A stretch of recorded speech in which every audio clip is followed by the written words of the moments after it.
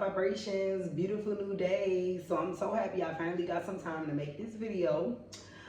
If you all did not know, my name is Alewa Shun, and I am your favorite identity shifting psychologist and coach.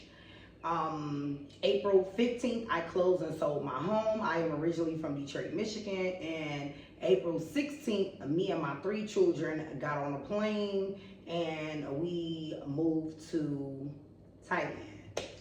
So my last video, I pretty much went over what my experience was like getting to Thailand and why I chose Thailand. And in this video, I'm gonna cover everything that took place since that last video. So the last video that I did, I was in an Airbnb that I booked to stay in for like, how long was I there? I was there from about, I'll say May 7th or 8th till July 1st. So I did stay there for a little while. I really loved that Airbnb. It was my first time having a mountain view, like living somewhere where I have a mountain view. It was a mountain view condo, and it had a gym. It also had a pool. So I really fell in love with that place. It was only 2 bedrooms, so my boys shared a room, and then I had my own room. Of course, they had their own bedroom, and then of course, like, it had a couch and everything. So we were able to like move around and navigate, but it was really nice in the inside. It was real classy. Like, I like it. It was giving bougie. You feel me? The leather on the couch. I just like the way that they decorated it. So July 1st, we packed up and we had to leave the Airbnb. So I decided to get my education visa, which is the ED visa. I wanted to go to school to learn the language because when I first got here, I kind of was thinking in my mind like, damn, I want to start a business. I am a serialpreneur. I've had many businesses. My 2 most successful businesses in my entire life was my baking business and my car rental business, okay? Like, literally successful businesses. But I've also dipped and dabbed in a lot of different businesses too, because I just have an entrepreneur mind. So I'm always looking for an opportunity for something that I can build and grow and, you know, advance from it.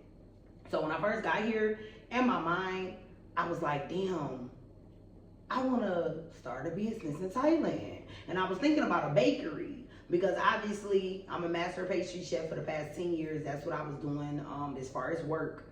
So I was thinking like, damn, I would love to bring something new to Thailand. And I was thinking like, that would be not new, but with my own spin on it, being where I'm from, it's a lot of different desserts and edible things that people would really love that they've probably never experienced here. So I thought that that would be a really good idea. So I was like, okay, I want to do this the right way. I would rather go to school first because I truly believe that if you're going to do business or stay in a place long term, you need to learn language. Like, basic language is cool. And I know a lot of people like, oh, well, they speak English in this area and they speak English over here. But if you really want to like dive deep into the culture, I personally feel like you need to know the language. So that's when I chose to get my education visa. So after that, I got online, I got on my phone, I went to my Google Maps, and I started looking for schools. That's when I came across Mana Language School. It's in the Pentit Plaza. I think I contacted them on the phone first. Yeah, I think I contacted them on the phone first. And then she was like, you know, come into my school, come in person. So I went in person. They explained to me everything that I would need. They explained to me that I would have to leave the country, and they walked me through the steps. So I'm like, okay, what do I have to do as far as leaving the country? And they were like, you know, you can pick between Vietnam, Cambodia, and Laos. So, of course, I picked Vietnam because if you're following me on social media, you'll be able to see that on my birthday, I had my first bowl of Vietnamese pho. Like, I had never had pho back in the States, but I experienced pho for the first time, and it was so fucking good. I was like, yo, I want to try pho where it originates from, because obviously Vietnamese pho comes from Vietnamese people. It comes from their culture. So I wanted to experience it from them in their country. So I got super excited and I was like, okay, I'm gonna go to Vietnam.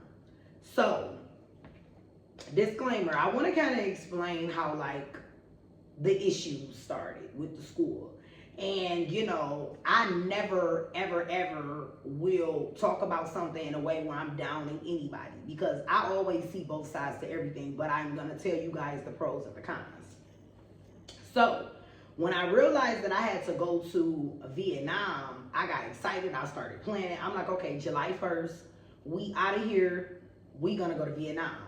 So when I was at the school, I asked the owner, I was like, do I need to have a visa or anything to enter, you know, Vietnam? Because I felt like I heard that before, because I am in like some Vietnam groups. Like once I found out that I had to go to Vietnam, I instantly, you know, started following some groups. And I was already following some groups before then. And I remember seeing in some of the groups, people talk about how they had to have visas to enter the country. So I asked the owner, and she was like, no, you don't need a visa. You know, none of my students have had to do that. So I was like, okay, but it was still in the back of my head, like, okay, I'm gonna do my own research, because I heard something different and I just wanted to make sure. So then they gave me the walk down of everything I needed to do. So I ended up paying them all together for me to attend school is 27,000 baht. And in USD, that's like 800 and something dollars. So I had to give them a deposit of 15,000 baht. And then I had to give them my kids' passports. Now, we had an issue with that because they didn't know I had kids at first, and they didn't ask me. So maybe that was my fault because I didn't tell them. But it was like we started having really bad language barriers, y'all. That's what it was. That was the beginning of it. We were having really bad language barriers because they were like, okay, well, you didn't tell us you had kids. But, okay, I'm attending school. My kids are homeschooled. They're not going to international school or nothing. So yes, me having kids is a very important part of my journey that I had to explain to them. So she's like, okay. So then she started trying to figure out how we were going to navigate that. Because when I first started my application, she only put in the app for me. She only applied for me, because she said that she didn't know I had kids, which I'm guessing that's something that they will probably ask. But I'm not blaming her or them, and I'm not blaming me. I feel like it was just a lack of information on both parts. Maybe they didn't think to ask me because they thought I would tell them, and I didn't think to mention it because I just didn't think to mention it. I thought that they would ask me. So when I started my application, she started it for just me. So when I mentioned that I had kids, that changed my entire situation. She was like, okay, well, you will have to pay me. How much did she want me to pay? I think she was trying to say 9,000 baht for each kid. Now, this is only to file the paperwork, because you pay a separate price for the application. So I kind of was feeling some type of way, like, okay, why do I have to pay 9,000 baht? Because I do my own research, and I just felt like that was really pricey, and I have 3 kids, for you to file the paperwork, and I just wasn't understanding. It was a lot of like misinformation, and there were big language barriers. So this was like a very challenging, this whole experience with like starting school and applying and going through getting a visa, everything that led up to that was so fucking challenging, y'all. It was so challenging, and this is why I feel like it's very important for us to do research. It's okay for you to listen to your school. It's okay for you to listen to whatever programs you decide to get into. Like if you do Mai Tai, or you do an education visa, or you're doing a DTV visa, whatever. Do your own research too. Because I feel like the laws in Thailand change so often that at times, and people get very upset about this, but it's just the way it is. If your ass want to be in Thailand, there's a lot of misinformation because things change so often. So I don't feel like a lot of these people are purposely trying to misinform us. I feel like the information is being changed so often that it's easy for information to, you know, be forgotten or not mentioned, or because they probably didn't know, they weren't aware. I would think that a school would be on top of that, but this isn't fucking America. This is Thailand, you feel me? So they do things different, and I had to learn to respect that. That's just what it is. So I was going back and forth with paying that for the kids. So I ended up going up to the school and speaking to them in person. And this particular day, I feel like the owner was getting real upset. Like how she was dealing with me. She was looking at me crazy, rolling her eyes and shit. Just doing a lot of different things. And I just was feeling kind of emotional about it, because I'm like, okay,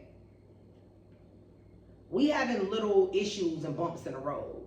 But let's respect each other as far as where we are in our culture. You know what I'm saying? It's a language barrier. I can't understand you that good. You can't understand me that good. And I was very emotional because I felt like they were like upset. Energetically, this is how I feel like the energy was. The energy you could feel so strongly in the room. And they were like, well, we told you this, and we told you this, and we told you this. But it's like, yeah, y'all told me these things, but it was a lot of misinformation. So anyway, to make a long story short, she ended up changing the price because I asked her, I said, why am I being charged so much just for you to put together paperwork? All she was doing was taking the paperwork, getting the right paperwork that I need for my kids, because this was particularly for them, and also translating it, because obviously the paperwork has to be translated into Thai language, right? So she ended up switching it, and she ended up charging me only $3,000 a kid, which I feel like she only switched it because I spoke up. And in Thailand, y'all, this is one thing I want y'all to know: everything can be negotiated. Like, people are open to negotiating prices for different things. You're not gonna always get people that want to, but at least speak up and ask. It's not gonna hurt you to ask. You can come out a lot better, actually beneficial to you, if you just speak up and say, hey, can I get this for a discounted price? Or would you take this if I do this? You know, just try to like compromise and ask questions, because it benefits you in the end, period. So she ended up lowering the price. I ended up doing my own research, and I ended up realizing and finding out that I cannot enter Vietnam without an e-visa. So that was one of the things where she gave me information that wasn't correct. But it's like, at first I was upset about it, but then I was telling myself, like, girl, whatever. You found out what the real is, so just let it go. So I let it go. But I was like, wonder if I was a person that don't do my own research, and then I would have flew to Vietnam not even knowing that they weren't going to allow me to enter their country because I didn't have what I needed to get in. So anywho, chat is my best friend, y'all. If you don't know nothing about nothing, your ass better get Chat GPT. And I have two of them. So one on the phone that I'm talking to y'all on, and then I have one on this phone. This chat is paid for. The one on that phone is free. I use both of them. So what I do, I got to talk in the chat like, listen, I need to get an e-visa to visit Vietnam. What's the website? What do I need to do? Chat GPT walked me through the steps. Gave me the website and everything that I needed, because there are a lot of fake websites, y'all. Remember this. When you're applying for your e-visa or any type of visa or anything you're doing online with the country that you decide to go to, make sure that it's the right websites, because there are fake websites. So anywho, I found the right website. I paid $50 for each application. I applied Friday and literally got approved that following Wednesday. They do it very fast, but disclaimer, please make sure that you read over all the information. Mind you, I did 4 different applications. So I was literally sitting there reading through everything like, okay, I gotta make sure this information is correct. Because they would deny your visa if anything is wrong. Passport numbers, name, all of that. You need to know what the surname means. That's your last name. You need to know where to put what. Definitely make sure that you know what you're doing when you're filling it out, because these countries not playing. Your information got to be correct or they will deny your ass. So even if your application do not get approved, you don't get your $50 back. It's non-refundable, by the way. So make sure that that shit is correct, because you don't just be wanting to waste money. And it's 4 of us. So I paid $50 for each of us. And I'm blessed. I'm lucky. I knew that we would. I'm lucky and I'm blessed. I knew that we would, but we got approved. Soon as we got approved, I got on my phone and I started searching for Airbnbs. Now, before all of this even started, I didn't have a laptop, right? But being a businesswoman, being an entrepreneur, I should have been had one. But I always said before I came to Thailand, like when I get to Thailand, I'm gonna get me a laptop. So I knew that I was gonna be going through this experience. So way before any of this started, I went to the mall, Central Festival, and I purchased, well, no, did I go to Central Festival? I actually didn't go to Central Festival. I went to Chiang Mai Airport, the airport mall. And I went to JID, it's pronounced J-I-D. And I I literally did a transaction and he didn't speak no English. I had to use my translator the whole time to do business, but it went smoothly. But again, I used chat. I asked chat what would be the best laptop for me to get based off my needs and what I needed to do. ChatGPT walked me through. I went in, I told him what computer I was looking for. He showed me, we went through the process. Chat gave me a checklist. My ring light went off, but y'all can still see me. Chat gave me a checklist of everything that I needed to make sure I had before I left that store. And that's what I did. I purchased my laptop and I was just so happy that I was able to do that. So happy. Because I needed to make sure that I had what I needed, because I knew that when I got to Vietnam, I was gonna have to apply for the visa and you have to use a laptop, and I didn't want to have to stress about where I would go. Excuse me, I didn't want to stress about where I would have to go to apply. So got this shit on lock. I did good. Okay, I keep looking at my phone because I'm getting a call, but I don't want to like get up and ignore it, so it's gonna stop. I wanted to make sure the video was still going. The video's still going. Okay, we cool. So anywho, let's go back now. So after the visas, after the e-visas, you need the e-visas to enter Vietnam, y'all, and you have to print them out. They want them printed. So I went to my favorite mall, which is Chiang Mai Festival, and I printed all of them out and I had them prepared. From there, I bought my flights. I bought my flights super last minute. They were like $700. My school told me to do at one way. So I asked her, I'm like, should I do a one way or should I do a return ticket? Because I booked my time period for me to stay in Vietnam from July 1st to July 20th.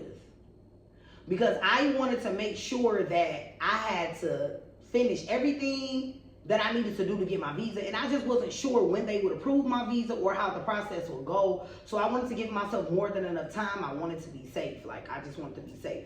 So I booked my Airbnb for that period of time. So she told me to only do a one way. So that's what I did. So we packed all of our things up. As we were packing our things up from that Airbnb, y'all, I was so emotional because I got comfortable there. I got comfortable leaving, going in and out. I think being in a building made me feel very safe. And just having like security, it made me feel very safe. I felt very comfortable with, you know, being there. I just felt comfortable. They got used to seeing my face and I really just enjoyed being there, right? So leaving just kind of made me emotional, but at the same time, I was excited. So one thing about me, I made sure that I cleaned the Airbnb before I leave. So we packed. I tried to make sure everything was packed correctly, which I did. I made my kids assist me, which they did, and we made sure we kept everything clean. I like to do that because I want to keep a good track record, because whenever I start my Airbnb business and I have Airbnbs, I will hope somebody respect my shit the way I respect other people's shit. So I make sure that whatever Airbnb I stay in, I keep it clean. So we cleaned it. I scheduled my ride to the airport, which is something that you can do. You can schedule your rides on Grab. I scheduled it and then they came and picked us up. I always order like a van when I know I'm going to the airport, because we got our suitcases and plus it's 4 of us. So even if it's extra room, that's fine. I just want us to be comfortable. I want my kids to be comfortable. I want the experience to be comfortable. I don't want us to be on top of each other, because I have experienced that in Bangkok where we were going to the airport and I ordered a regular SUV and we was in that bitch push. I was like, okay. So when I learn shit, y'all, I learn from experience. I apply things. It don't take me long. I learned the first time and I don't make that mistake again. So that was that. So leaving Chiang Mai, which I just recently found out that it's Chiang and not Shane, like Shane Park. I've been calling it Chiang Mai, but it's Chiang Mai. Anywho, when leaving Chiang Mai, I felt like really emotional, because at that moment I realized that I had a deep love for Thailand and I was leaving. I view Chiang Mai as my home. So when I was leaving, I was feeling like I'm leaving my home. What the fuck? Like, I just felt some type of way, but I was still excited. So I get to the airport, y'all, and I'm trying to check in our bags. Newsflash, they wouldn't let us check in because I had a one-way, which again, this is something that my school probably just didn't know. I asked them specifically, do I need a one-way? Should I get a round trip? They told me, no, just get a one-way. I got a one-way. When I got to the airport, they would not let me check in my bags. And he told me, he said, go on onward.com, get you tickets, and then come back in line.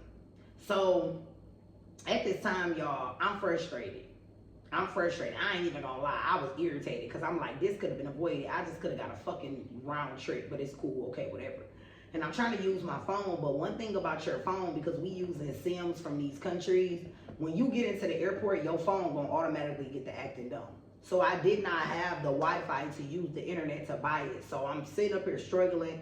I'm talking to some of the people that work at the airport, but again, y'all, language barriers. They not really understanding what I'm saying. Even when I use my translator in Thailand, sometimes, y'all, a lot of times they be looking at the translator like, and I be like, you don't understand the fucking translator? I guess not, because they be looking at the translator like, what the fuck? And I be looking at them like, what the fuck? Like, you don't understand the translator. So that was that. The lady finally directed me to like a help desk or something, and I went over there and they spoke English, and I was like, I'm trying to use the Wi-Fi. They ended up helping me. And I was already panicking. Although I was on time, I was panicking because I was thinking in my head like, okay, I got 3 kids and I got myself. I know I got to go through TSA. I got to do all these things, plus my kids. I know they want to eat. They want to use the bathroom.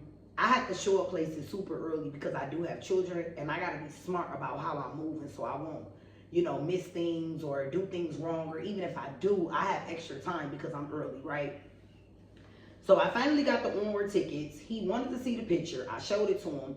He let us on, okay? So remember this, y'all. You got to have your return ticket. A lot of these countries is buckling down on that. Fuck them one-ways. Make sure you have your onward. Even if you're not sure, just do a onward ticket to be safe so you don't have to deal with all of that in the airport. So anywho, y'all, we got on the flight. Everything was cool. We got into the country easy. Everything was cool. I did a partnership with a company. There's 2 Vietnamese ladies. They own an Airbnb company, and I did a partnership with them. So they did pick me up from the airport, which was great. That was included in our partnership. I was so grateful for that because imagine coming to a country you've never been to. Like when I got to Thailand, I came and I got off the plane and I was just like, okay, what the fuck? So being able to fly right in and know my ride and my person gonna be waiting on me, that felt really, really good. They had my name on the sign. Like, it was lit. Picked us up, took us to the place. When I got to the place, it was beautiful. I loved it. Okay, so, my school told me that I was leaving to go to Vietnam too early. We had another situation where it was a miscommunication, misinformation. I'm like, y'all knew I was leaving on July 1st, right? And the staff was like, no, we didn't know. And I was like, I told y'all. Y'all knew because everybody knew. My family, everybody knew I was only staying in this Airbnb to July 1st. I've said that a lot. I've said it on videos. I've said it on my page. I've said it out loud so many times. My school knew because I told them, and I don't understand how she claimed I didn't tell them. Okay. When I say stressing me the fuck out, I was just like, oh my God. Because it's like when you know you did something and somebody telling you didn't, that shit really frustrating. So I kept having to tell myself, like, girl, just let it go, let it go, let it go, let it go. You already here. And at that moment, I was like, you know what? It's in God's hands. If I did come too early, then it ain't going to work out. Even if I did or I didn't, whatever, it's not going to work out. If it's meant to work out, it will. If not, then whatever. I'm just rolling with the punches at this point. Because I told them that I was flying. And she was like, well, I think that you should have tried to change the flight. Now, this was before I left. This was like maybe a day right before I left. She was like, I think you should try to change the flight and go at a later date. And I'm like, no, I have to trust my intuition. Let me tell y'all something. Before I came to Thailand, I spent years and years and years and years and years and years of practicing trusting my intuition. Your intuition is your inner GPS. It's always going to guide you and tell you what you should do, what you shouldn't do, who's safe for you, who's not safe for you, where to go, what environments is not safe, what decisions you should make, what you shouldn't do. It will tell you. Your nervous system will never misguide you. I felt in my soul that I was supposed to leave when I left, and I trusted that. I told the staff at my school, like, okay, I appreciate y'all been assisting me, but this is gonna work out. Like, I feel good about this. Just let me do me, and that's gonna be that. So we were going back and forth on the phone. I really felt like they were getting frustrated with me again, like before, like, because I could hear on the phone, they're like, you know, doing all of that, but I'm still keeping my composure because I'm like, damn, I got grace with y'all and y'all giving me misinformation. Like, can y'all show me grace? But it's cool, because I'm reminding myself not to take it personal, because at the end of the day, motherfucker, this shit is for me. I gotta do this right. You know what I'm saying? It's not on them. It's on me fully, because this is my life and I have to navigate my own experience. So I kept telling her, I said, okay, so what's the conclusion? Let's come to a conclusion. Because we going back and forth and we having a language barrier already. You saying that I'm going to Vietnam too early. I'm going. I'm not changing nothing because I didn't put insurance on none of my tickets. I had already booked the Airbnb and paid for it in full. I already invested into this, so I'm not gonna not do it, right? So I just went ahead and went. I trusted. And she was like, okay, well, okay, go. And when the paperwork is ready, we'll send it to you. We'll send you the paperwork. No, I didn't stay to the 20th. I stayed to the 17th. I fucked up. My bad. I meant to say I stayed from July 1st to the 17th, y'all. My bad. And I just remembered that because I'm thinking about this. Okay, so she told me, she was like, we'll send you the paperwork on the 15th. Because there's a lot of forms that I had to submit. I had to give my bank statement, my passport. We also had to have those little passport pictures. We had to have like, I think like 12 of them that me and the kids had to give, which I took here in Chiang Mai. It's like those little small pictures. So I had to give them 12 of those, passports, birth certificates. Of course, I had to pay the money. And then, what else am I missing? I don't know what else I'm missing, but they had to prepare all of those documents. And then they prepared the documents in black and white. I think they like copy them, and then they sign them, and then they have to stamp them, and then it's translated in Thai. So I had to wait on those papers to be sent to me, because those were the items that I would have to submit when I applied for my EB visa. So she told me, she was like, we'll have the paperwork sent to you by the 15th. So I'm thinking to myself like, okay, you're going to send me the paperwork on the 15th. I don't know how long it's going to take for them to accept it, and I leave on the 17th. I was like, you know what? I'm just trusting God. At this point, I have to have full faith that this thing is going to work out in my favor. If it's meant for me to be in Thailand, this shit is going to work out. And I could not worry no more. I'm like, let me just enjoy my time with going to Vietnam. Enjoy this experience. Because who knows if I would get this experience again. So, got to the airport. They picked us up from the airport, took us to the Airbnb. I love the area. We stayed in like the outskirts of Hanoi. So it's like a suburban area, and it's called Eco Park. So we stayed in Eco Park. Very nice, very classy. It's like its own little like community. I really like it. So when we got to the Airbnb, I got in and I was like, ooh, this is nice. Like, it was nice. Because, you know, everybody kept saying, you going to Vietnam, you going to war. Like, people are so simple-minded. When I told people I was going to Vietnam, they was like, why the fuck would you go to Vietnam? They think that Vietnam is like a third world country, and it's so just this and this and this and that. But when I got there, it was not giving third world country. It was definitely giving luxury as far as where I stayed. I ain't stay in the trenches. I stayed in a very nice area, and I enjoyed the apartment that we stayed in. So anyway, we got there, y'all, and when I first got there, because I am going to these different locations and, you know, living on these lines and then sharing my experiences with y'all, because I love astrocartography so much that I'm on a journey of astrocartography. And I told myself that I'm gonna go to these different places and I'm gonna share it with y'all about how I navigate my experiences on these different lines. So whenever I get to a place, because I did the same thing when I first got to Thailand, whenever I get to a place, let me take a sip, hold on.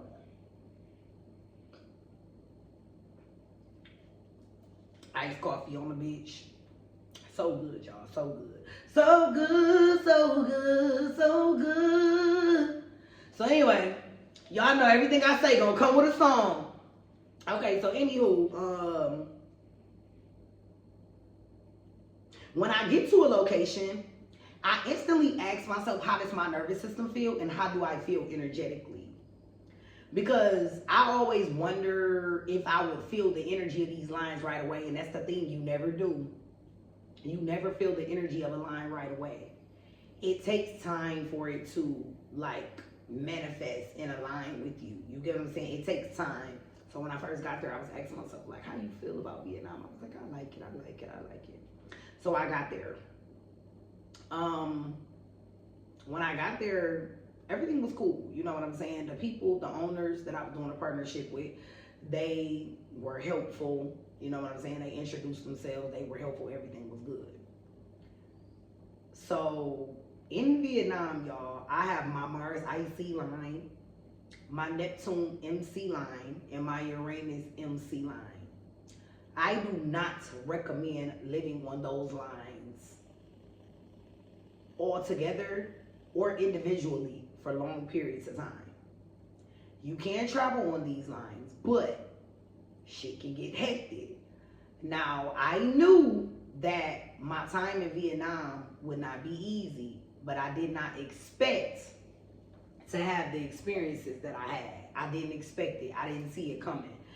And that's what I'm saying. No matter how much you study or invest yourself into things, especially with astrocartography, and this is the whole point of why I'm doing what I'm doing, so I can share with other people, because astrocartography is powerful, y'all. I want more people to use it, but this is another reason why I'm doing what I'm doing, so I can give people a different perspective and an idea on how it works. So this kind of hit me out of the blue. So, I want to say that next day I'm asleep, maybe 2 days after I'm asleep, and I hear a boom, boom, boom, boom, boom, boom, boom, boom, boom on the door. I'm talking boom, boom, boom. Sound like somebody's about to kick that bitch in. And it's 7 a.m. I'm thinking, who the fuck is this at my door? Because mind you, I don't know nobody. So who's at my door? So the kids in the room sleep, they door pushed up. I'm getting out of bed, limping, looking around, one eye open, no clothes on. Because that's how I sleep. I don't sleep with no clothes on. So I'm just holding my shit, trying to, you know. And I'm like, who is it? Nobody saying nothing. Keep banging while I'm asking who is it. So I finally like peek and open. Excuse me. It's the security. And he don't speak no English. He just speaking in his language, but I can kind of understand like energetically what he's saying, and he's pointing at the shoes in the hallway, and then he starts kicking my shit. Well, our shit, our shoes. He starts kicking our shoes. Okay, that shit threw me off guard because he was real aggressive. Like his energy was very, very, very, very, very aggressive. So I was kind of confused. Like, why is this nigga so aggressive? So I'm not really saying nothing, but I'm like, okay, because I'm trying to understand what's really going on. Mind you, this fresh off the wake up. So why is you banging on my door again this loud, nigga? So I push up the door and he started walking away. And I look back out the door, he throwing his hand up, like, basically like, hurry up, bitch. Like, what are you doing? And I'm like, okay. He got me fucked up. Like, I was angry at that point. Because why are you banging on my door at 7 a.m. and it's literally other people, shoes in the hallway too, that I'm looking at literally right next door? Did you bang on their door? Or you just only came and banged on my shit, right? Okay. I goes back in, I put on my shit, I goes downstairs because at this point, I had something to say. But then I wanted to report his ass too, because I'm boiling at this point. I'm boiling. I'm talking to my mama, I'm talking to my auntie. My mama like, I don't care how mad you is, calm down, you're not in your country. Like, regardless of how you feel, make sure you come correct with your energy, check your energy, because you don't want to be causing nothing and doing more than what you need to do. I'm like, yeah, you right, but I'm pissed the fuck off. So I finally go to the front desk, I'm talking to the lady, I'm telling her, like, he was coming back on the door, she looking at me like, okay. And I'm like, okay, what the fuck? So then I'm telling her, I'm like, one of your security guards came banging on my door. I'm like, I don't feel safe. I feel like he was being so aggressive, and I'm like, it's other people's shoes in the hallway. I don't understand why we being singled out. So, anywho, to make a long story short, I went back upstairs after I reported that to her, and I'm pacing. I'm pacing around the apartment, y'all. I'm mad. Like, this is how I get when I'm mad. I'm pacing. So I go back downstairs again. And when I go back down that time, him and her talking, they arguing. He yelling at her. I'm like, oh, so this nigga, this is how he get down. Because why are you yelling and screaming at her? If you work for her or however it goes, she your manager. She yelling back at him. I can't understand the language, but at this point, I feel like she telling him that he did too much or he needs to tone it down or whatever the case may be. And he was upset going back and forth with her. So I ended up contacting the owners from the Airbnb, and they pretty much was telling me like, yeah, he said he did that because you had other extra people in the apartment. Nigga, what? What extra people? It's only me and 3 kids. Me and 3 kids. That's 4 people. Who is the other 5 people? 5, 6, 7, 8, 9. Who the other 5 people? You're lying. And I got so upset, y'all, because I was like, why would he lie about that? So anyway, to make a long story short, the racism started early. The discrimination started early. It only took a day or 2, and that shit began. So when I first got there, I wasn't getting that type of energy.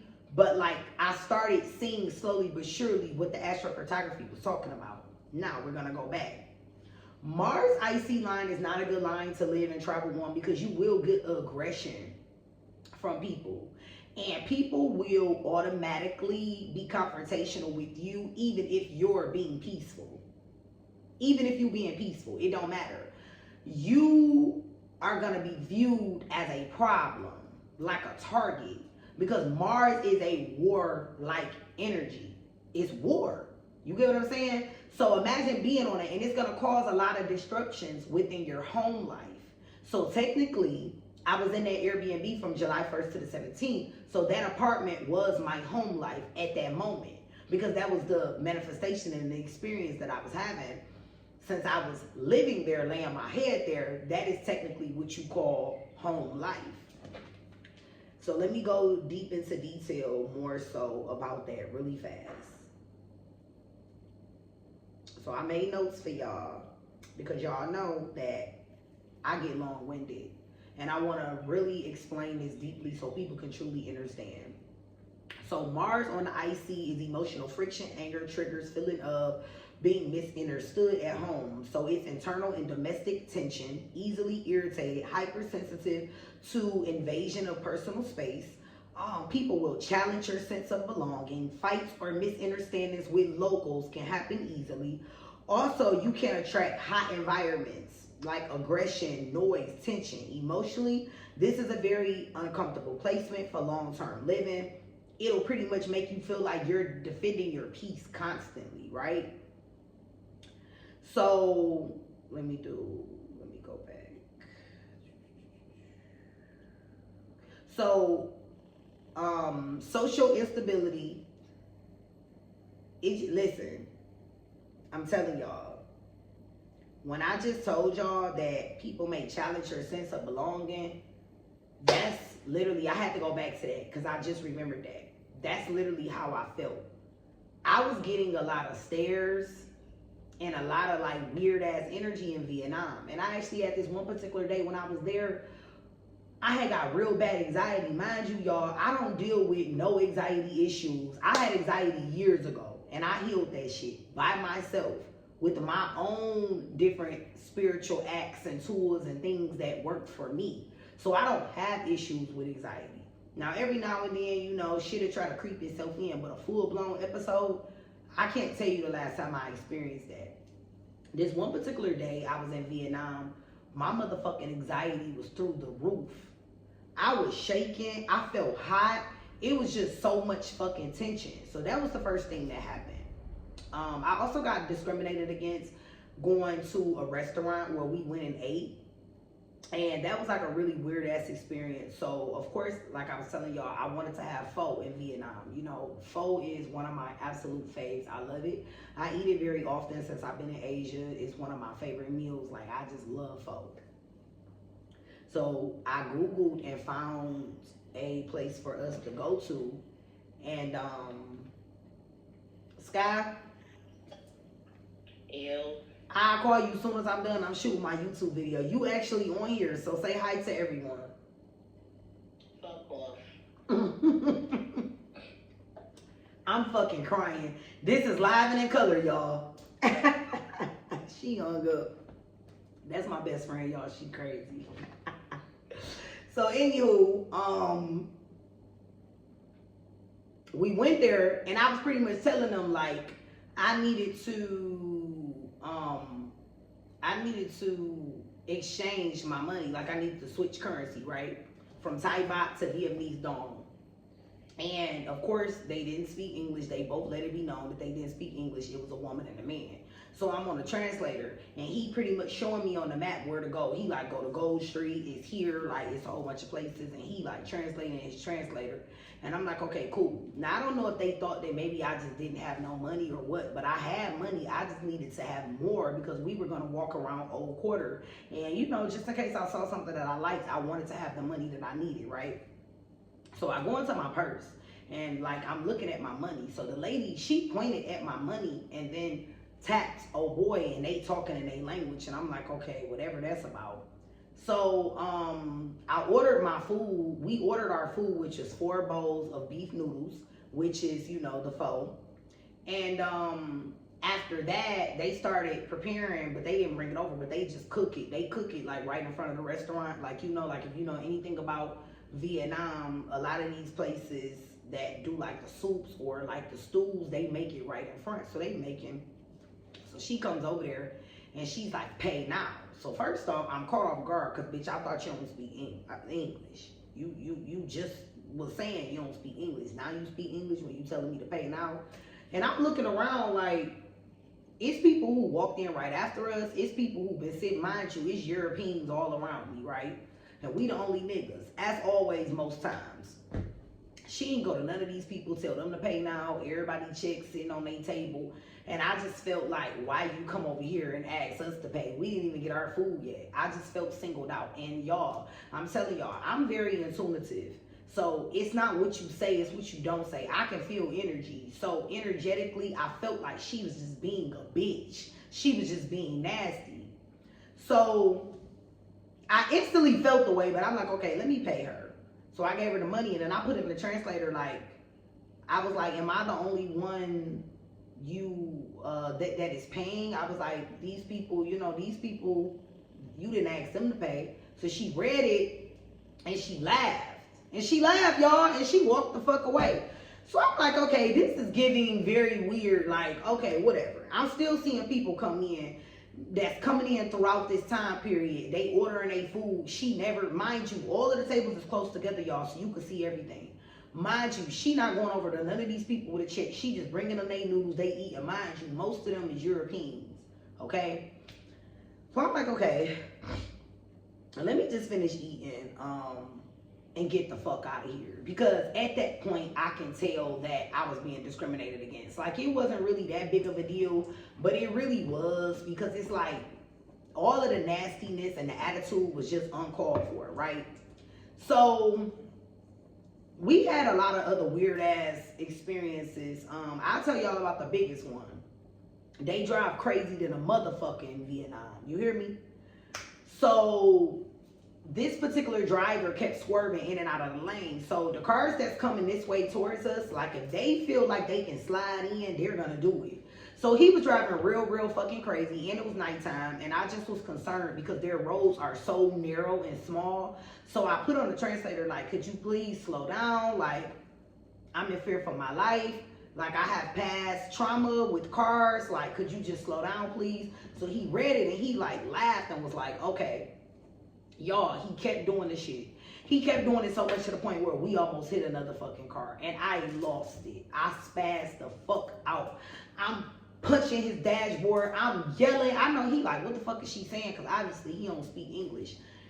I'm yelling, and I'm like, what the fuck? Like, you could have almost killed us. This is the reason why I asked you to stop.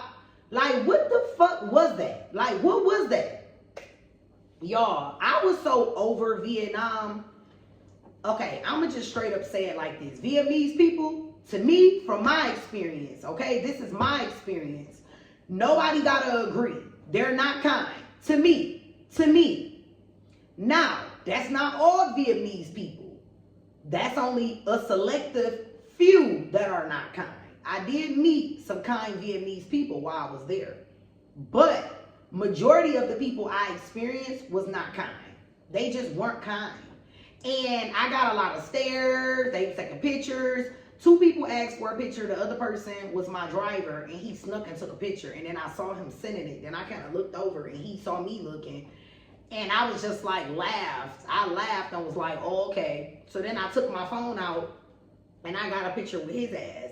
And I just snapped it. I didn't even ask, because I'm just kind of showing him, like, culture appropriate. I feel like this, like, sometimes Asian people need to learn the culture appropriate, the culture, what's appropriate as far as culture.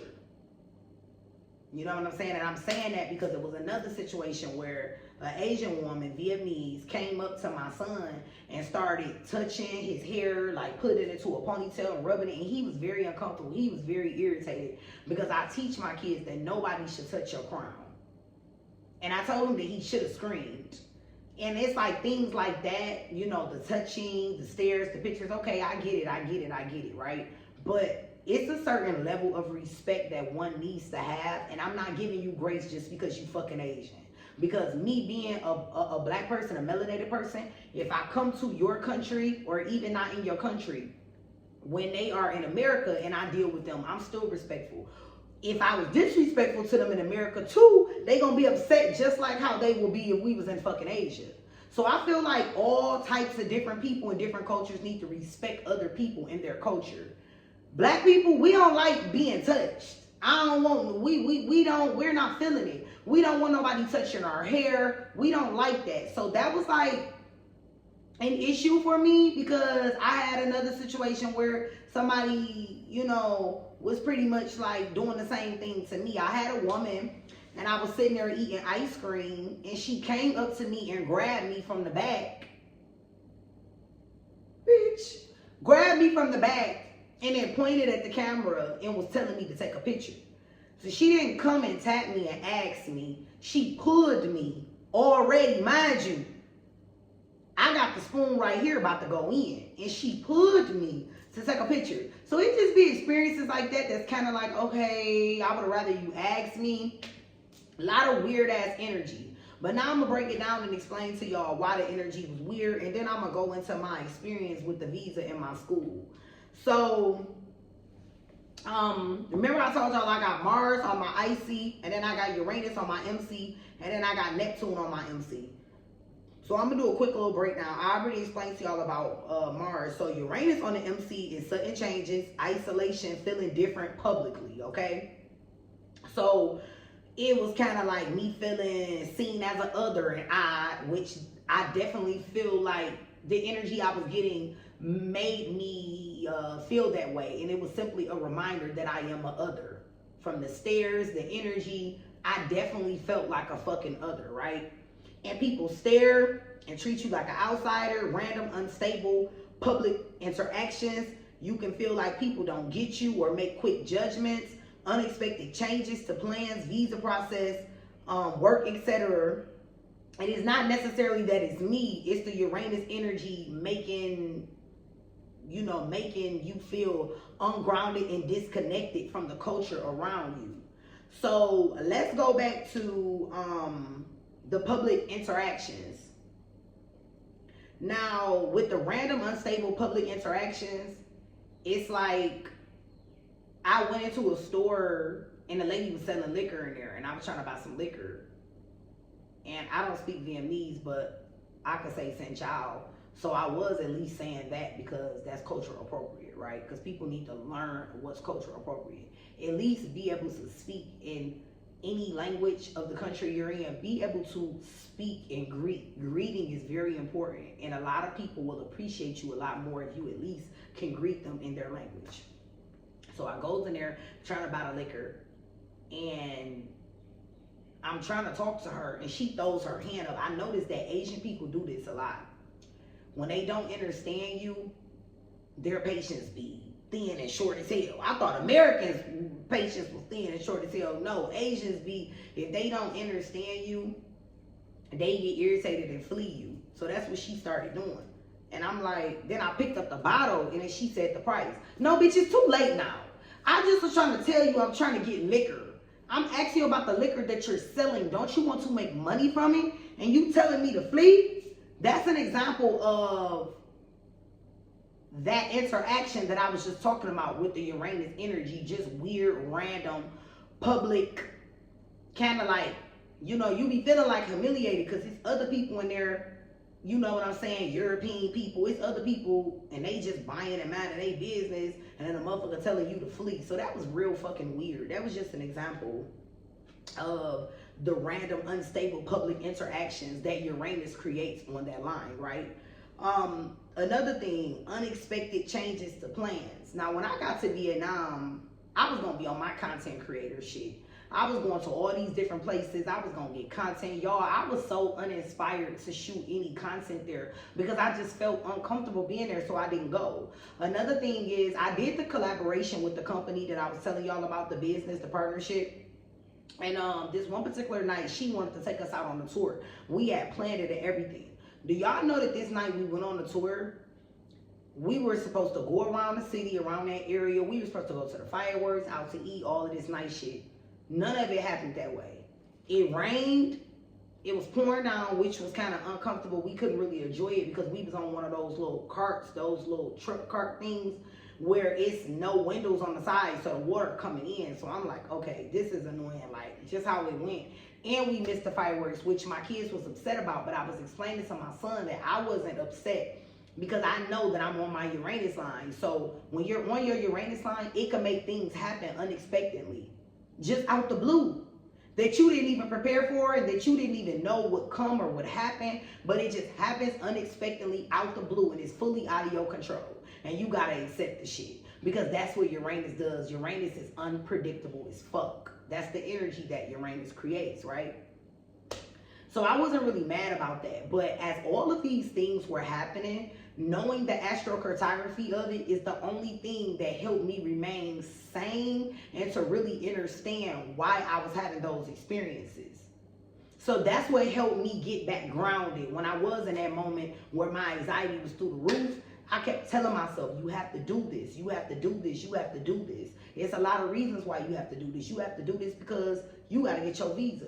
You got to do this because this is what you chose. You said you wanted to live on different lines as an astrologer to teach people how astrology can be so impactful in your life. And you wanted to show people how powerful astrocartography is. So I had to kind of like talk to myself, prep myself, encourage myself, because I felt very challenged there. And that's that Mars energy. I felt very challenged. I felt that every time I looked and turned my head, I was being challenged. And like, I'm pretty laid back. I'm peaceful. I don't have no drama in my life, none around me. I feel like my nervous system is at ease. I worked very, very hard to get to where I am mentally, where I can be at peace. So being in an environment where I'm being challenged was very, very hard, but I got through that shit. So now I'm going to talk about Neptune, and then we're going to go into the visa part in my school. So Neptune on the MC causes confusion, idolization, misunderstanding in the public life. So people don't see you clearly. You may feel invisible, misjudged, or spiritually foggy. Others may project onto you. Racism and discrimination can stem from this foggy perception of you. So it's like people could discriminate against you, not because they really want to. It's just that they have a misconception of who you even are. These people were viewing me as a person that I'm not even that person. But this is what that energy does when you're on that line. People will misperceive, they will misperceive who you are. So they'll think you somebody and you're not even that person. You identify as a whole different being, but that Neptune energy will cloud and blind them to think that you're something you're not. Also, it makes it harder to know people's intentions clearly. So I ended up meeting a Vietnamese girl, I met a Vietnamese girl, and she wanted to get together with the kids. I met her at the grocery store, and it made me feel kind of good because I was like, okay, I'm meeting somebody that's Vietnamese. She's kind. She was helping me in the grocery store and all of that, right? Every time, y'all, that I tried to connect with this girl, when I say it never worked out, the plan never worked out, and I had to sit back and ask myself and ask my spirit team and my ancestors, like, why is it that every time I try to connect with this girl, it fall through? I mean, we planned the link 4 times. And all 4 times, shit was just happening. Random shit was just happening. And I was like, okay. I started to realize what energy that was. That was that Neptune and that Uranus energy together. It was not letting it happen. Because I feel like the intentions wasn't clear. Not saying she was out to get me or nothing like that, but I didn't really know what she was on. I didn't know her, so I don't know. Being on this line, Neptune, being on that Neptune line is a place of short-term spiritual clarity through confusion, but not long-term peace. So it's like it makes you deal with where you are spiritually.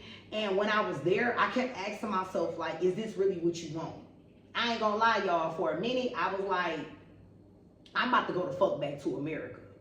I don't know if I even really want to deal with this shit, because at least there, I know I can be comfortable. I know I'm not going to be judged. And then I had to remind myself and start talking to myself like, girl, no the fuck you not. This is just a moment. This is just a bump in the road. You stand your ass right here. You're going to push through this shit. You're going to understand it. You're going to learn why. You're going to teach. You're going to share. And you're going to grow from this. And that's exactly what I did. That's exactly what I did. Because I wasn't about to allow myself to just punk out.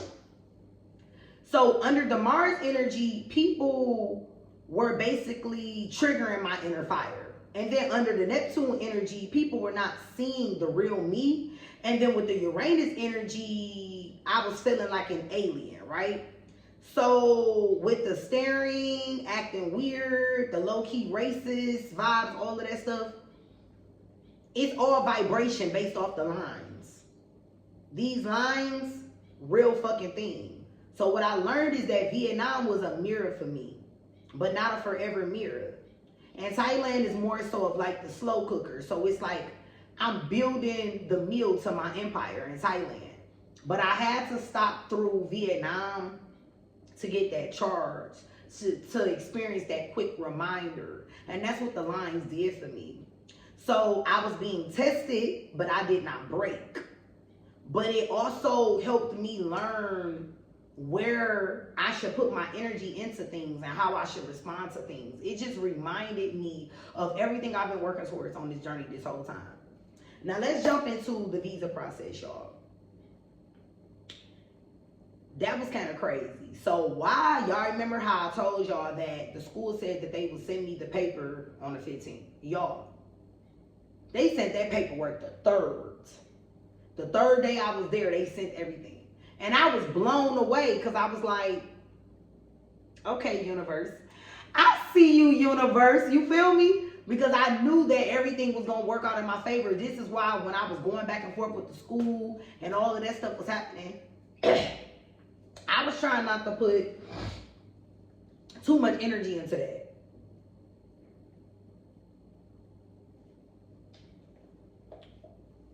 I was trying not to put too much energy into that because it's like, y'all, when you really build that inner knowing with yourself and you build that relationship with yourself, sometimes you just know things. I'm all declares. I'm all declares. So with me being a very intuitive person, I already knew that it was going to work out. I didn't know how it would actually happen, detail, point to point, but I knew that it was going to work out. So she sent it on the 3rd. So that's when I started the process, right? So I got online, I got on the website, y'all know it's always something. I was expecting something and preparing myself so I wouldn't get upset. I put in all the applications and then they sent my visa. And I was looking at my email like, I wonder why they didn't send my kids' visa. So something was like logged back on. This was like a couple days after. I logged back on and the payment didn't go through for none of my kids. So after you fill out the application, you then have to go to the separate tab to make the payment. But you have to make the payment, well, it's best to make the payment right after you apply. Because if you wait too long, your shit will get denied. And they have a different tab that you have to go into to make the payment. So it's not like you fill out the application and then you make the payment all together. No, you fill out the application, then you got to go into a separate part and pay for the application, right? Okay, the applications were $80 each USD to apply for the visas. Mind y'all, I had to do 4. So I kept trying to send it through, y'all, for my one son. It was not going through. It was not going through. I'm like, what the fuck? So I started trying to reach out to the embassy. I'm like, my payment's not going through. Da da da da da. I asked ChatGPT, which y'all know the bestie. I asked Chat, like, could you give me the information to reach out? So I emailed 2 separate emails that's connected to the embassy. And I was like, hey, you know, I'm trying to make the payments. So they emailed me back for my middle son and was like, you need to upload a document. So that means they wanted more information, which was just was it his birth certificate or was it the family paper? I think it was the birth certificate and like the family paper. So with the family paper, it pretty much shows that I am his family, his brothers is his family, and it's all of our name on there, but it's all translated in Thai, and it just shows that we're all gonna be here. So they needed that, and they needed the birth certificate. I sent it immediately. They approved his shit because I had kept trying to send the payment through, and it finally went through for him. Mind you, the other 2 boys, the payment was still not going through. I don't know what it is with the website, y'all. I don't know. But the website was not letting me process my payments. And I was sitting up here thinking like, oh my God, why am I going through this? I just want to get our visas and go the fuck home. I didn't give up. Every day I got up, I go back on my laptop and I try to push it through again. It'll deny it. I kept going, I kept going, I kept going. Till it approved every single one of theirs. It took time. The machine was glitching. My mama gave me the idea. She was like, why don't you use a different card? And I was like, okay, let me use a different card. So I used a different card with one of my sons, and it went through. The other son, I used a different browser. So if y'all ever have issues with applying for your visa and the websites is glitching, try a different card, try a different browser. I even called my dad and had him try to put my card through on his laptop since it was a different server and it didn't work. So I don't know what that was about, but I kind of do know what that was about. I kind of do know what it was about because of based off my planetary lines and where I was. That's that Uranus shit. That's that Uranus shit. Just making things hard, pretty much. Unpredictable as fuck. Because I did not think in a million years that I would have an issue with the payment while applying. So I went through that. It finally worked. I'm talking to my school, right? And this one particular day, I done did everything. I'm feeling good. The staff contacting me. Here she go with the fear mongering and shit. Not that I feel like she was doing it purposely, but it just was really bugging me because I felt like she was fear mongering me and maybe she just didn't realize it. She's like, yeah. So I ended up telling her that I got my flight because she asked me, did I do everything? And I'm like, yeah, I ended up getting all of our visas, had all of them sent. Hey, don't come down. I'm doing my YouTube video and the camera is faced that way. Whoever that is, I don't want you to be in the video. Who is that? Who is that? Oh, okay. I'm gonna be done soon. Let me finish up. So after that, where was I? Because I totally forgot. Oh, I told her that I had all of our visas. I downloaded it to my phone. She wanted a copy. I sent it to her. And then I told her, that following day, she asked me, like, did you get the flights? Right after the visas and everything went through, I immediately ordered my flight. Because it was 3 days till I was leaving, y'all. I had to get my flight. And it's me and 3 kids. Y'all know them flights was high as hell. And I was like, I'm not about to keep waiting. Let me just get the flight.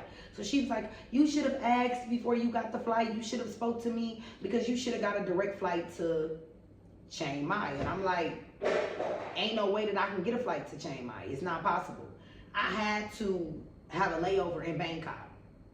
And she was like, well, maybe you can change it. No, I'm not changing shit. I'm sticking to what, listen. She was like, well, I'm just worried. You know, Bangkok is having issues with people entering the country on an ED visa. And I'm just worried that they're going to deny you. And I'm like, listen. Because I was really irritated. I was like, listen, I'm going to be fine. Let me navigate the rest of this experience. Get back to Thailand, and when I get back, I'll contact you. I'm like, I got this. I'm good. I'm like, I'm not going to have any issues with immigration. I have my visa. I don't see why it would be an issue. Why would they not let me into the country? Like, it just wasn't making sense, and it was really, like, irritating me, but then I had to remind myself, you don't have to take in nothing she's saying. Just tell her you got this and keep it pushing. So I was like, listen, I got this. It's fine. Because I'm thinking to myself, everything else that y'all were telling me, y'all was making the experience more than what it had to be, and it didn't have to be. If I would have listened to y'all, I would be assed out. My intuition literally led me to buy the flight. When I bought that flight, I knew divinely that flight was for me.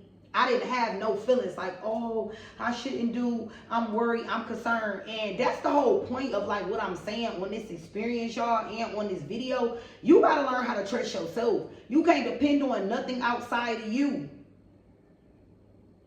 Your inner self, your GPS is going to guide you. As long as you got your connection with a higher power, with God, the universe, whatever you want to call it, you're never going to do anything that's wrong. Everything you do was divinely curated and crafted for you.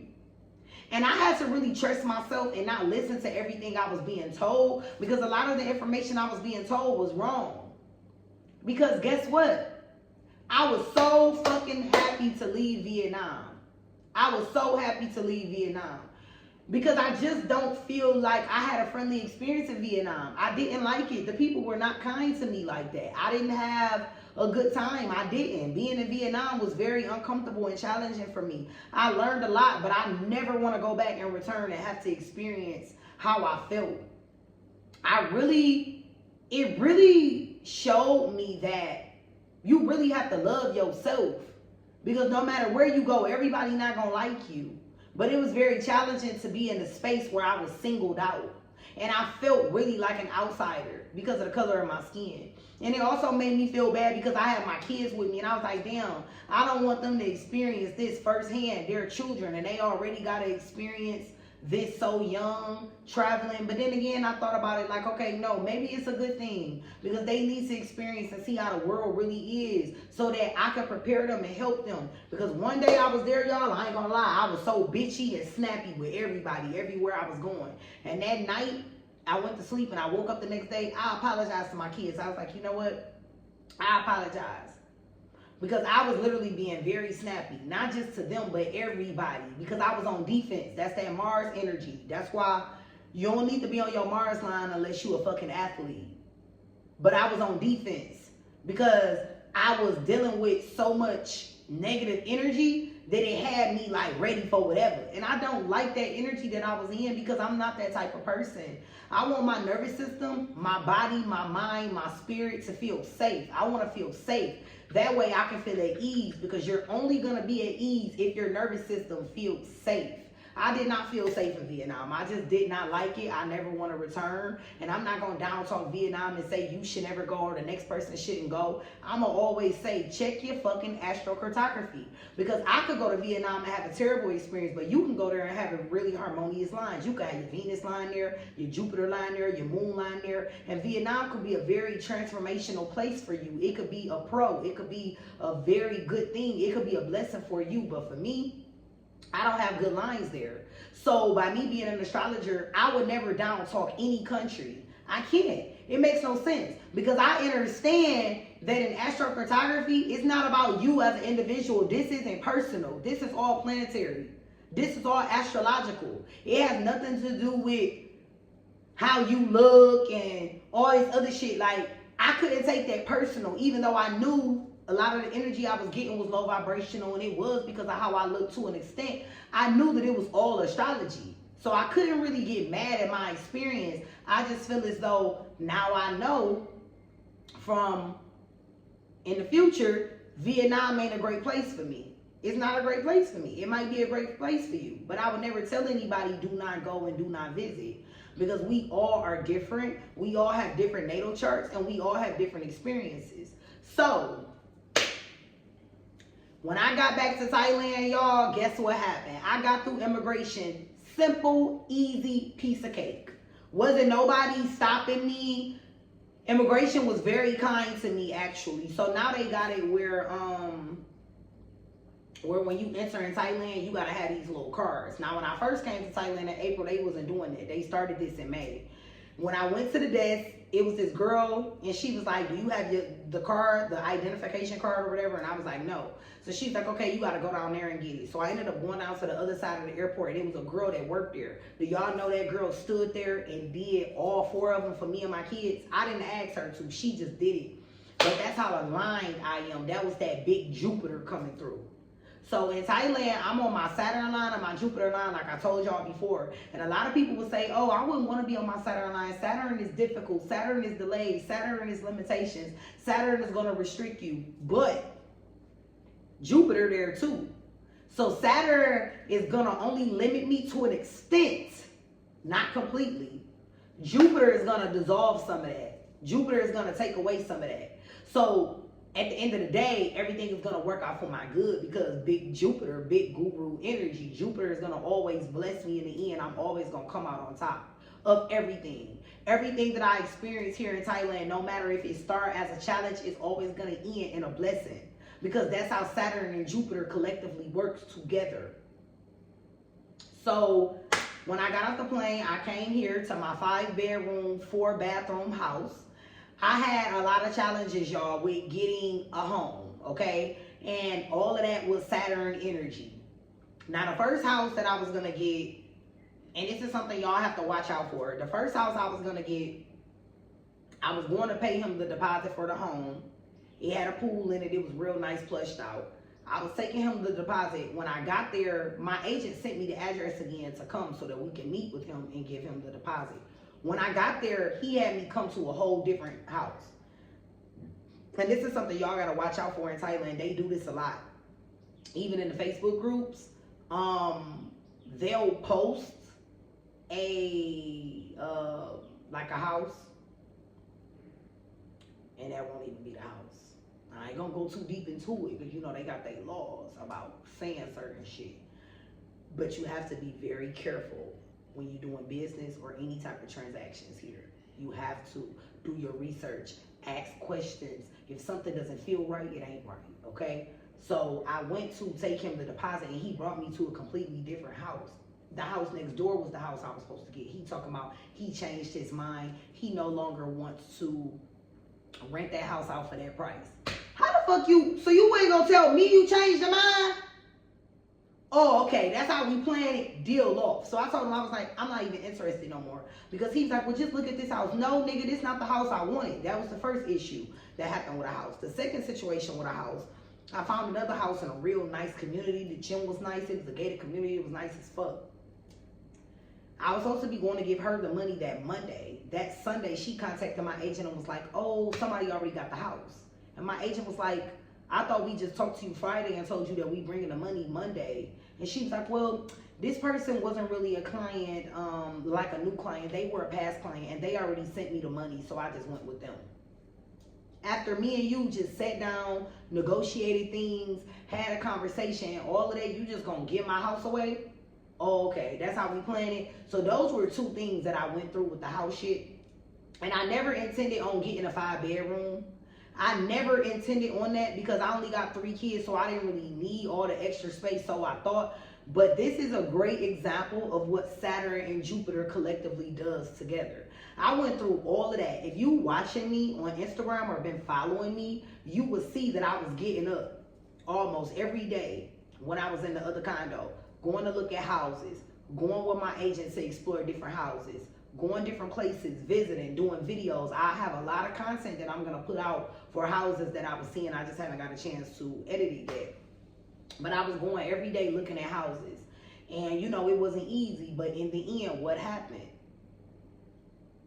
Saturn and Jupiter blessed me along with God in the universe. You get what I'm saying? It all worked out in my favor. So now I have a 5-bedroom home with 4 bathrooms. I had her take the bed out of this room downstairs, and I use that as my content in my podcast room, my business room, all my business I do in that room. My kids have their own rooms. My oldest son, I was so happy because he's getting ready to be 14. He has his own bathroom, his own bedroom, which he didn't really have privacy back home because our house was a ranch style house. So he didn't really have a lot of privacy. Now everyone has their own privacy and their own space. And I'm so, so grateful. My journey has not been easy, but I'm spirit led. You get what I'm saying? My God is awesome. My God is awesome. He can move mountains, keep me in the valley, hide me from the rain. My God is awesome, heals me when I'm broken, strength where I am weak. And listen, my God is awesome. Awesome. I can't stress that enough. I am so blessed, y'all. This journey has not been easy. It has not been easy, but everything happened for a reason. And I'm grateful that I'm learning because I can share it with y'all. Now, I do have my ED visa. I will be living in Thailand for a year. I don't know if I want to extend my visa. I think I'm going to keep traveling. I want to live in a different country for the next 3 to 5 years. And then ultimately, I can decide where I really want to live. I feel like if I just pick Thailand, I'm limiting myself. So I do not want y'all to view me as a Thailand creator. I am a global citizen creator. I am a global citizen influencer. I want to travel all around the world on these planetary lines and share my experiences with y'all. I never want to limit myself to one place. And I feel like since I've been in Thailand, it made me realize that. And that's why I was like, okay, as far as business, if I can connect with a Thai friend or a Thai person that I develop a really strong relationship with, and we can go into business together and they can stay here and run my business, I can put them in the head to run my business, then I'll do a business in Thailand. If not, then I don't think that I'm going to do business here anymore. I wanted to at first. That's the whole reason of why I am going to Thai language school, because I wanted to go to school. And then after that, I was going to start a business the following year, because I feel like if you're going to do business or if you're going to live here long term, you need to know the language. And I know a lot of people don't feel like that's important, but I've been having a lot of fucking language barriers. And when you handling business and when you dealing with money and you're doing serious things, a language barrier is so frustrating. You want to be able to understand the person that you're doing business with. You want them to be able to understand you. And not knowing the language, I feel like, is a major con, and it's a fucking culture shock for me. Because remember, these are my experiences. So that's an update, y'all. I'm so grateful. I'm so blessed. You know, I appreciate everyone that's been tuning in to my journey. Continue watching. You never know where I'll end up. Thailand is just the beginning of my journey. It's not my forever place. I think Thailand is beautiful, but me personally, right now, based on how I feel right now today, because my feelings change often, y'all. I am a Gemini moon, okay? Right now, how I feel today, I feel like I want to experience other places, other countries, other locations before I just say for sure that Thailand is my forever. There are many other beautiful countries in Asia, in East Asia, that I want to explore. And there are many other countries throughout the world that's beautiful that I want to explore. So I can't really put all my eggs in one basket right now. So, I'm excited for this year. You know, I found out that I can go to school online. So for the first month, I'm going to go in person. And then after that, I'm going to go online. And I'm just excited. On the 1-year ED visa, you do have to extend, which this is something that people might not know and that you have to stay on top of. Please know all the requirements of your visa, okay? Don't get no motherfucking visa and it's certain shit that you don't know about the visa and then you asked out getting deported. When you are on an education visa, you do have to renew or extend, whatever you want to call it, every 90 days. So it's going to be 3 times throughout that year that you have to extend, and you do have to pay for it. So it does get pricey. Now me, I ain't worried about the cost and all of that because I can afford it, right? But for people who have more children or just might not even be in a position, that is something that you have to think about. So I'm paying to go to school. I have to pay for my children to get their dependent visas, which is it's like an extension of the education visa because they're here with me, right? So I have to pay for that. So I have to pay, I want to say, I think it might be 7,000 baht. I'm not even joking. I think it might be 7,000 baht every 90 days to extend. And I gotta go to immigration and do that. Even though I do have my visa for a year, you have to stay on top of that. I also learned that with the education visa, you can go home and visit while you are on that visa, but it's this type of stamp or like paperwork you gotta get that gives you the permission to do so. So my biggest advice, y'all, on this journey, do your own research. I can't stress that enough. A lot of people don't do the research and then they're looking crazy. Don't depend on other people to give you this information. Do your own diligence and figure out what it is that you have to do for you, okay? Because at the end of the day, you are responsible for you. Anything that happens, it happens to you. And I want to encourage other moms like myself to live and move abroad. You can do it. I can do it. I have 3 kids. I'm doing it. I'm not stressed. I'm not upset. I'm not struggling. Yes, you're going to have your pros. You're going to have your cons. Nothing's perfect. Every country has its pros and cons. You're not running away from something to go to a perfect place. There is no such thing as a perfect place, y'all. It's either you're aligned with a location or you're not fucking aligned. It's either or. Some places are going to be more beneficial than others, and that's the whole point of traveling and having these experiences so that you can figure out the best locations for you to live, the most aligned locations. Let's just say that, the most aligned. So I hope y'all enjoyed my video. Thank you for watching. I appreciate everyone that supports my journey. If y'all have any questions, drop them in the comments. I want to like really turn my YouTube up. Like I'm not playing. I'm coming pressure with my YouTube. And I'm trying to pretty much like do as much real raw content as possible and keep it real with y'all about my experiences. I'm not sugarcoating nothing. I'm not going to make it seem like, oh, it's just a little fun fairy tale journey. We are not going to have any problems, any issues. Things are going to arise. You're going to have challenges, okay? Every journey has challenges. But it's not what you grow through, it's how you respond. So anyway, y'all, I'm out. Thank you for watching. Mwah.